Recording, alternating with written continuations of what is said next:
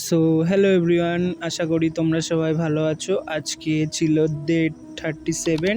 তো ডে 37-এ আমি ভিডিও নিয়ে চলে এসেছি। যখন তোমরা দেখতে পাচ্ছ যে আমি কিসের এক্সারসাইজ করছি, এগুলো হচ্ছে বডির জন্য, বডিতে স্ট্রেন পাওয়ার জন্য, যাতে খেলাধুলা ভালো করে করা যায়, পাওয়ার পাওয়া যায়। তো সেই কারণে আমার বডিতে সেই অনুযায়ী পাওয়ার নেই, তো আমি সেরকমভাবে ভালো করে পাচ্ছি না। তো নেক্সট ভিডিওতে আরও ভালো করে করার চেষ্টা করব।